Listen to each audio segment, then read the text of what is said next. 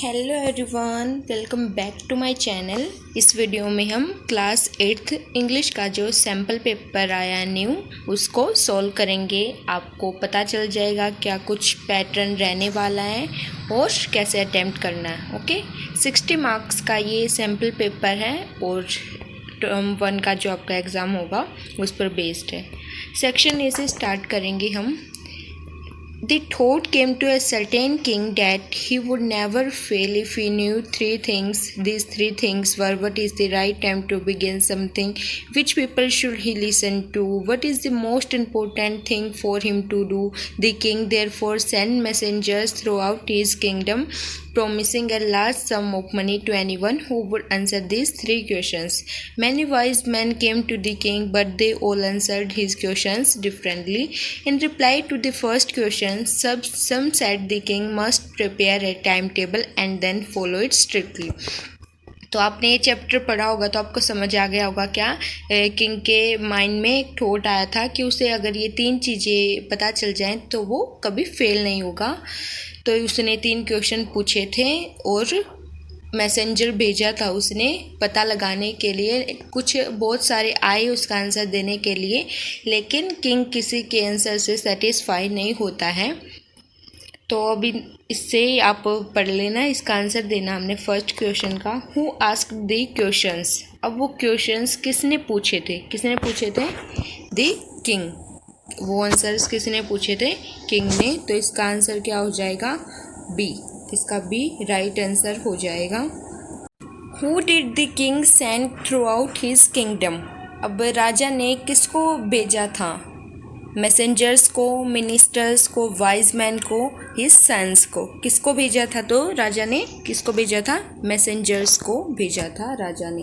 तो ए इसका right answer हो जाएगा। The king thought he would never and if he new 3 things: fight, win, fail, work.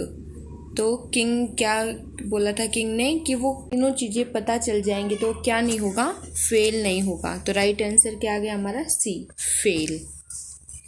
The king promised at dash to anyone who would answer this 3 questions. King ने जो उसके 3 questions के right answer देंगे तो king ने क्या promise किया था उनको? क्या देगा वो? ह्यूज सम ऑफ मनी, बहुत सारे उनको पैसे देगा। डी आपका राइट आंसर है। Find a word similar in meaning to the word assurance from the passage. आपको इसका मीनिंग फाइंड करना है एश्योरेंस का, जो इसमें पैसेज में दिया हुआ है। तो उसका बी राइट आंसर होगा, प्रॉमिस। सेकंड क्वेश्चन है हमारा, read the passage and answer the questions that follow. ये भी पैसेज है, इसको रीड करेंगे। चलो। Jellyfish are not really fish, they have no heart, no brain, no kidney, no lungs और gills, no blood. Jellyfish क्या है? Really में एक फिश नहीं है, उसके पास नहीं तो हार्ट होता, नहीं ब्रेन होता, नहीं किडनी, नहीं लंग्स, गिल्स, ब्लड, कुछ नहीं होता उसके पास। None of the organs we think are needed to live. ऐसा कुछ नहीं होता, कोई सब ऐसा ऑर्गन्स नहीं होता कि हम सोचते हैं कि जीने के लिए उसकी नीड होती है। They have a mouth, tentacles and tissues which digest food. Tentacles are body parts which are used by animals to feel, catch a prey और move. Tentacles क्या एक बॉडी पार्ट है जो एनिमल्स यूज करते हैं feel करने के लिए, शिकार करने के लिए और मूव करने के लिए। Jellyfish live in the sea and are found in all oceans. Some jellyfish live in fresh water. कुछ जेलीफिश फ्रेश वाटर में रहती हैं। Jellyfish are mostly made of water and their inside parts are held in a place by a thin layer of skin. Jellyfish mostly किससे बनी होती है? Water से बनी होती है और इनका जो इनसाइड पार्ट है उसमें एक थिन लेयर होती है स्किन की। Jellyfish looks like umbrella, umbrella की तरह दिखाई देती है jellyfish. A group of jellyfish is called है ब्लूम, स्वार्म और स्मैक। क्या बोलते हैं उसको? ब्लम, स्वार्म और smack. Jellyfish eats plankton. Jellyfish क्या खाती है? Plankton. Some sea turtles eat jellyfish. और जेलीफिश को कौन खाते हैं? सम टर्टल्स होते हैं वो जेलीफिश को खाते हैं। फर्स्ट क्वेश्चन हमारा, why had jellyfish not really fish. क्यों नहीं है जेलीफिश रियली फिश? पैसेज में दे रखा है because they have no heart and brain, because they have no kidney and lungs, because they have no blood, D all of the above. तो ये सारे ही ऑप्शन हैं जिससे जेलीफिश रियली फिश नहीं है।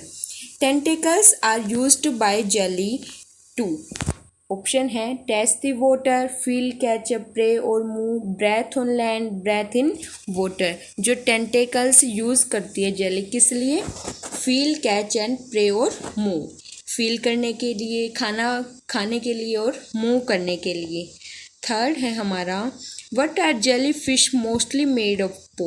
जेली फिश किससे बनी होती है? Blood, skin and blood, water, cells and tissues.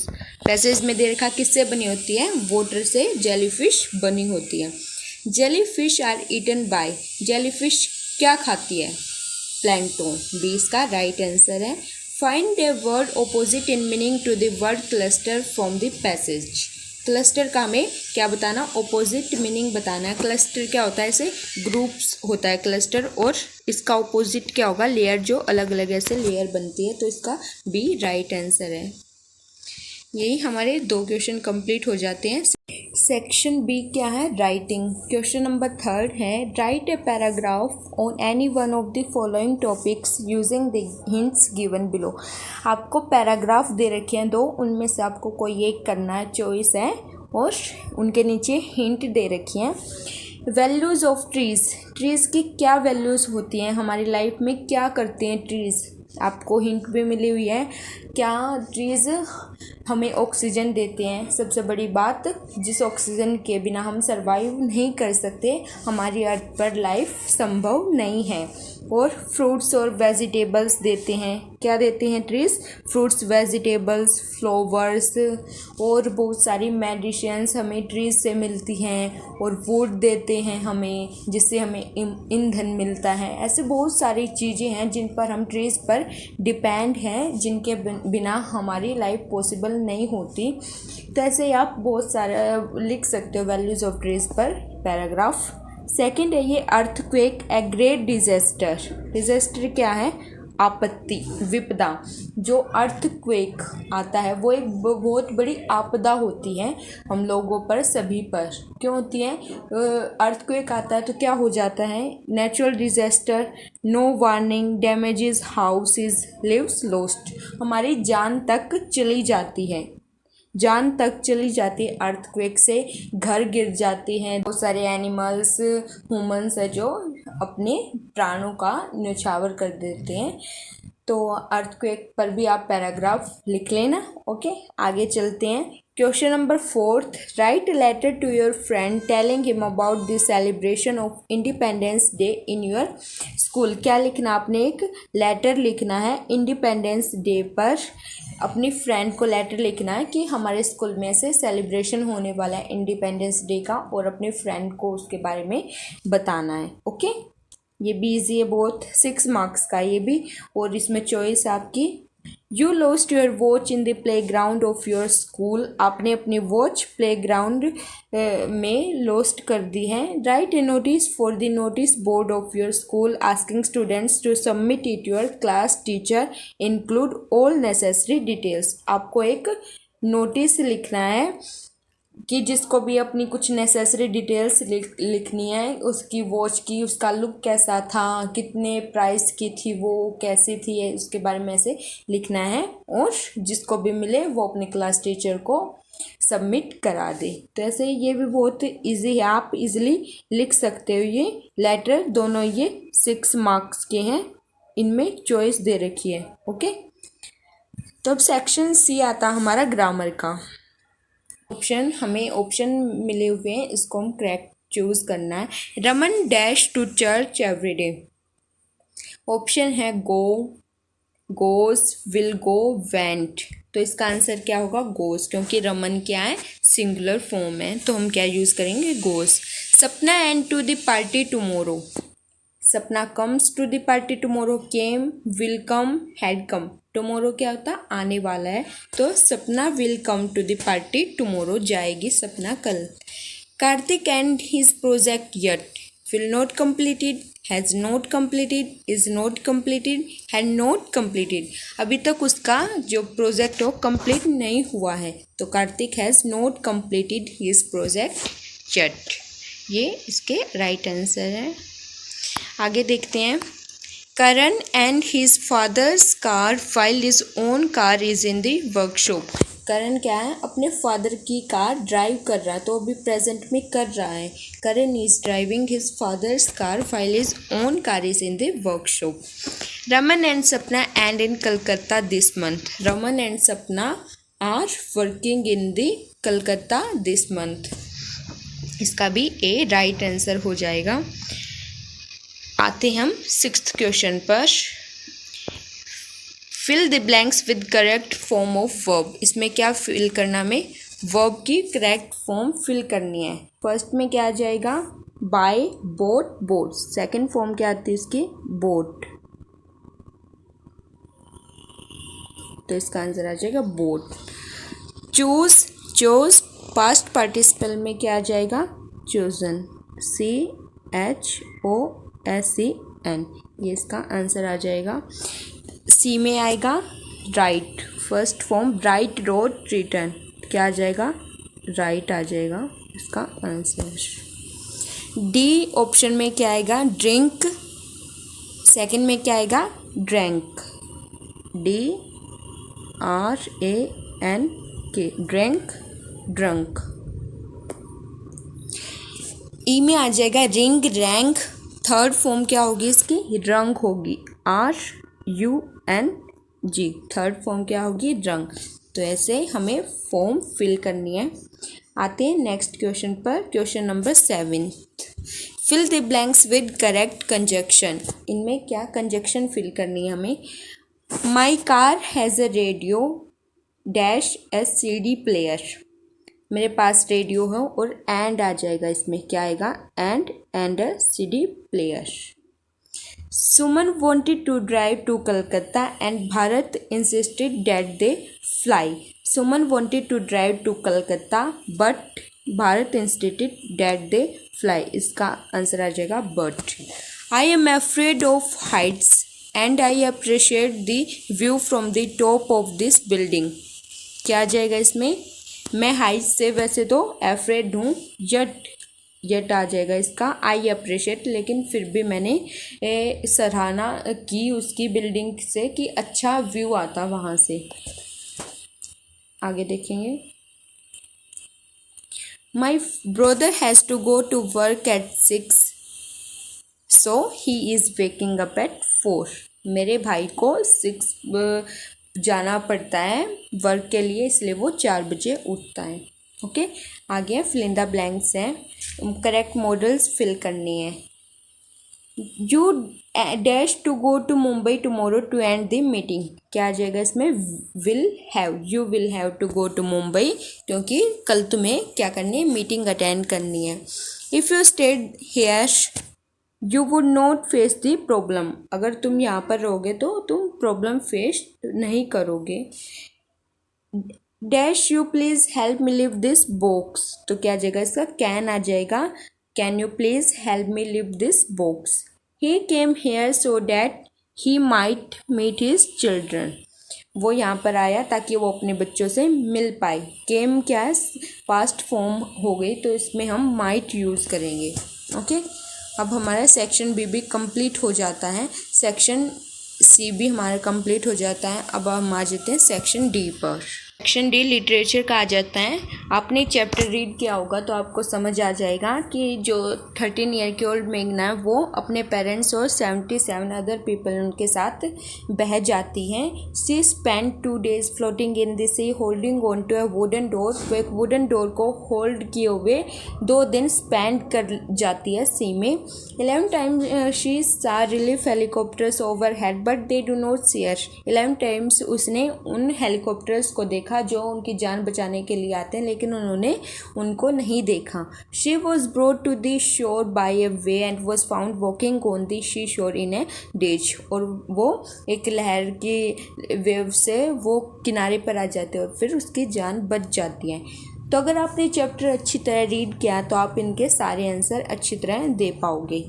First है मेघना वो swept away by dash due to tsunami. मेघना सुनामी में कैसे बह जाती है? फर्स्ट में क्या आएगा? वेव। किससे बह जाती है सुनामी में? वेव की।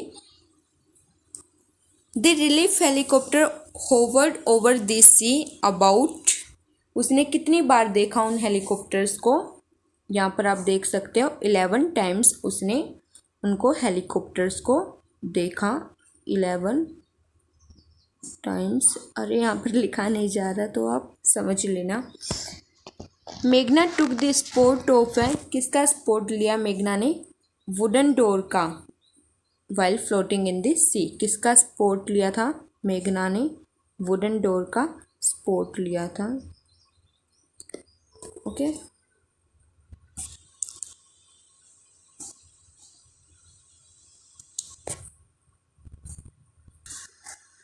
क्वेश्चन नंबर 10 है read the following stanza and answer the questions that follow. ये पोइम है तो आपने पोइम रीड की होगी तो आप सर्टेनली इनके आंसर दे पाओगे। When the jet reach 10,000 feet it was clear why the country had cities where the rivers ran and why the valleys were populated. तो ये कौन सी पोइम से लिया गया है और पोइट क्या है? इसका क्या नाम है पोइट का? Geography lesson. थर्ड इसका राइट आंसर है। जुल्फिकर घोष इसके पोइट हैं। From the height of and dash the poet was observing. कितनी हाइट से पोइट ऑब्जर्व कर रहा था और किससे ऑब्जर्व कर रहा था? 10,000 feet। थर्ड इसका आंसर है। और किसको ऑब्जर्व कर रहा था पोइट? कंट्री को। The dash are developed. क्या डेवलप्ड हुई है?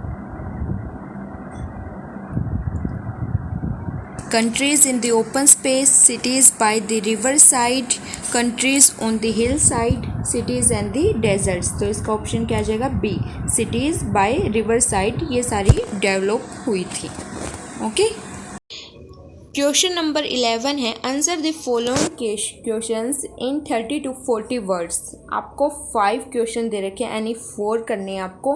अगर आपने देखो चैप्टर अच्छी तरह रीड किए होंगे, डीपली उनकी स्टडी की होगी तो आपको क्वेश्चन बिल्कुल इजी लगेंगे, आपको लिखने में कोई भी प्रॉब्लम नहीं होगी। फर्स्ट है the poem the ant and the cricket says oh what will become of me when does he say and it why. Poem है एक अंट एंड द क्रिकेट। कौन सी पोइम है? अंट एंड द क्रिकेट। अगर आपने read किया तो आप सर्टेनली इसका आंसर दे पाओगे।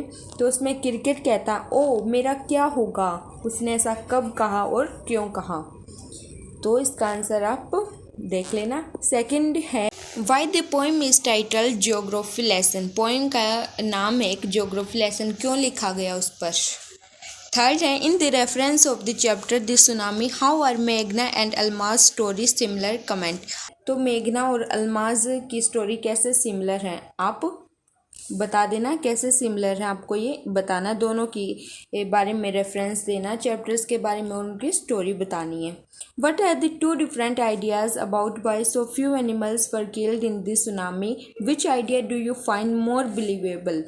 तो आपको डिफरेंट आइडियाज़ देने कि क्यों सुनामी के दौरान कुछ ही एनिमल्स ह्यूमंस के कंपेयर में एनिमल्स कम मरे। क्या कारण हो सकता है? कारण आपको पता होगा क्योंकि उनके पास सिक्स्थ सेंस होती है, वे पता लगा सकते हैं कि अब यहाँ पर सुनामी आने वाली, फ्लड आने वाला या फिर यहाँ पर सूखा पड़ने वाला, उनको पहले से ही पता चल जाता है। In the poem geography lesson what did the poet came to know when is jet reached at 10,000 feet। जब उसका जेट 1000 feet पर पहुँच जाता है तो क्या पता चला पोइट को। इसका भी आंसर आप आसानी से दे सकते हो। तो इसी प्रकार हमने सारे क्वेश्चन आंसर और पूरा सैम्पल पेपर कंप्लीट कर लिया है। आप इसकी प्रैक्टिस कर लेना, ये न्यू पैटर्न बेस्ड है और आपको इजीली समझ आ जाएगा। Okay, thank you.